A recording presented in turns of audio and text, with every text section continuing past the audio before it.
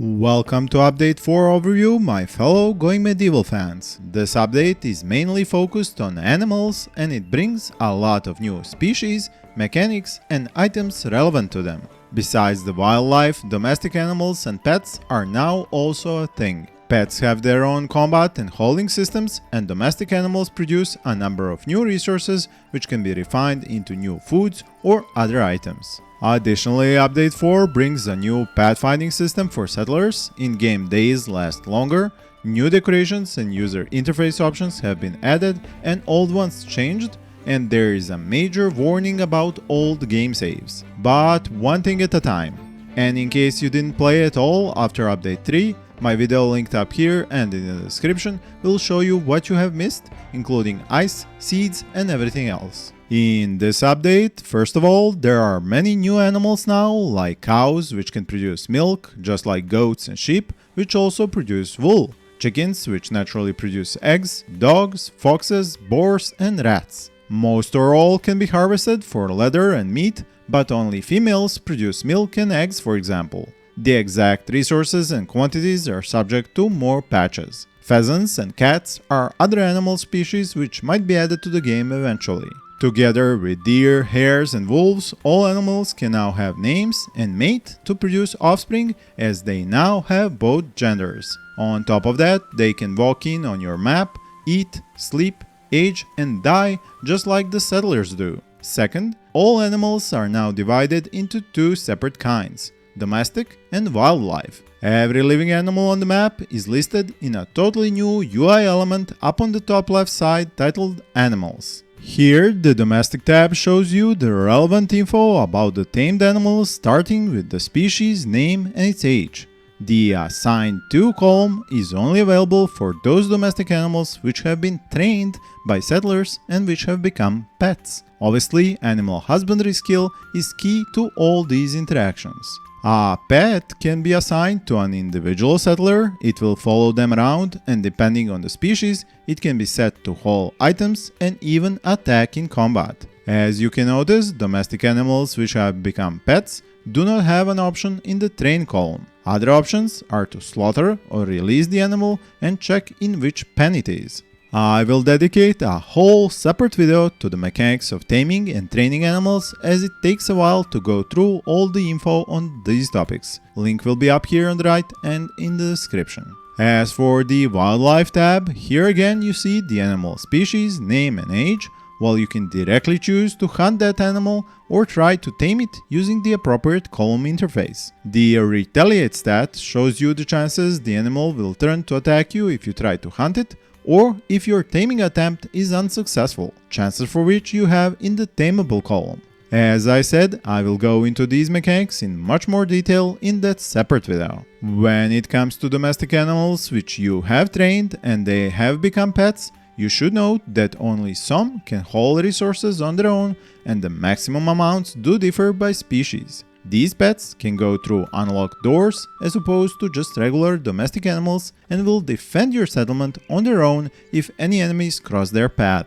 As for the pens I mentioned, this is a sort of a new outdoor room/building for keeping animals, which consists of a few buildable elements. There is the pen marker, a new building type object, which acts as the main control item for choosing which animals will inhabit which pen. A simple matter of checkmarks lets you pick individual domesticated animal species which are allowed in each pen. Note that while wolves, foxes and rats can be domesticated, they cannot be kept in a pen. To mark the limits of a pen, you have to construct fences and a fence gate around a pen marker. There are also the barn doors, but which cannot be locked or set to always open, as opposed to the fence gate, which has all these options. Animals won't move into a constructed pen on their own, so your settlers, which have animal handling job type enabled, will have to rope them in. When it comes to animals reproducing, pen size does matter, and if a pen is overcrowded with animals, they will not reproduce in it.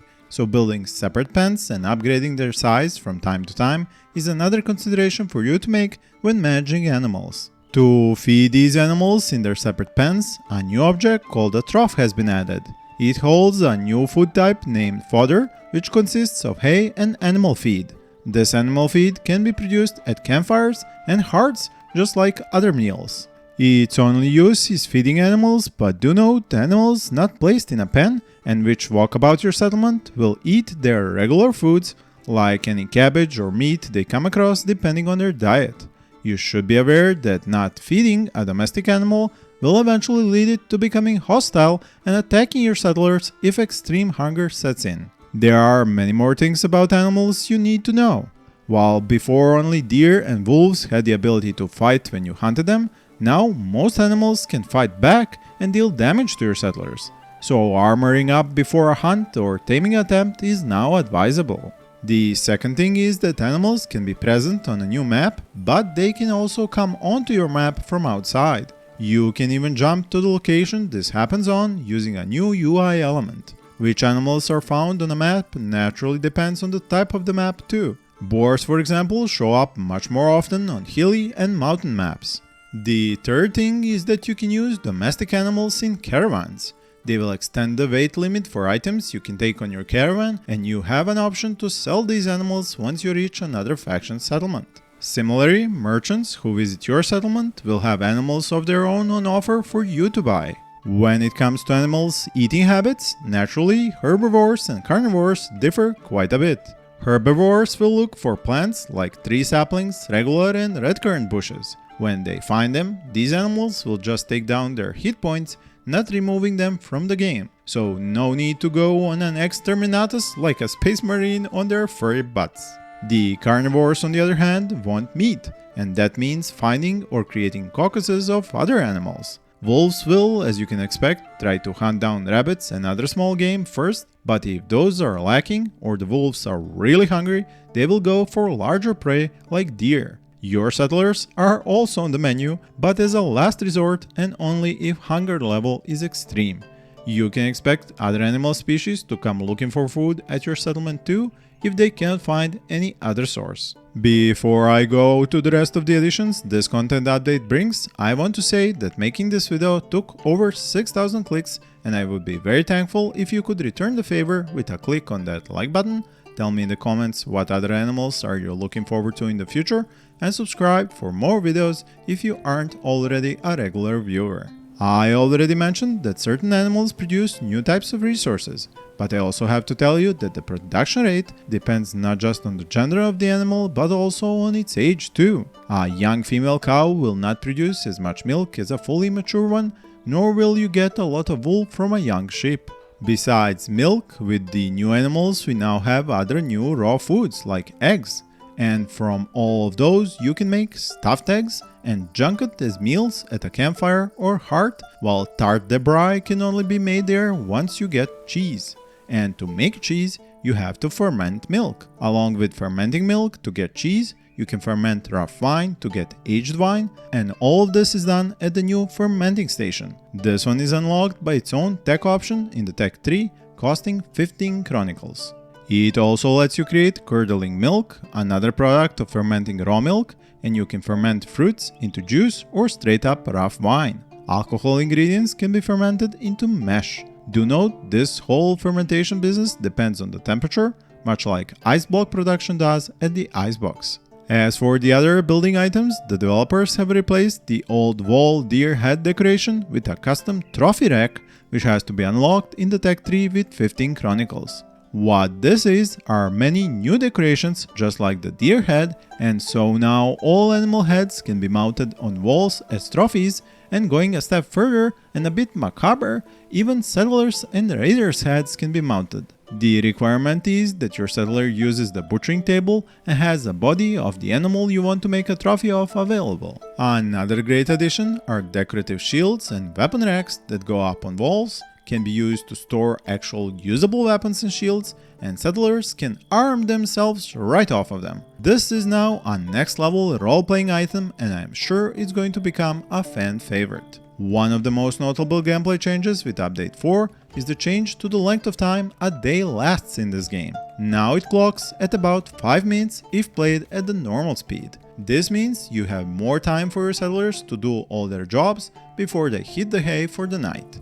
Gosh, 4 updates and still the most comfortable bed we have for them is a hay wooden bed. I know Dark Ages were hard and all that, but still, I would love to see another upgrade for this item. We have sheep for wool after all. Anyway, another important update is the one to settlers pathfinding system. Why is this important? Because the settlers will move through the map in a more optimized way and find things much faster than before. Will they pick up mushrooms and red currants more efficiently than before? I will wait a bit more before saying yes or no, and you can tell me what happens in your new settlements in the comments. Two user interface changes and additions are the way you can now click on resources in your top right list to select them, and use the select next option to move through the same type of item you have already selected. Be it that settler, enemy raider, building, animal or item, just by pressing the default tab key. Last but most definitely not least, this update forces all of us to start totally new settlements in our games. The old settlements simply cannot accommodate all the changes and additions to the gameplay. But fear not, your amazing builds, some of which I have showcased in my player construction series, linked up here and below, are safe from digital oblivion, as the developers have promised to add a legacy game version in which you will still be able to play those old saves. It will be simple to switch between the versions, just like you can test the game's new content on the experimental version. I hope this video will be of great use to all of you coming back to Going Medieval with this 4th update. My own Let's Play series, all 3 of them, are also impacted by this update, but I will do my best to keep the underground, treehouse and mountain monastery settlements going. Thank you for watching and happy gaming!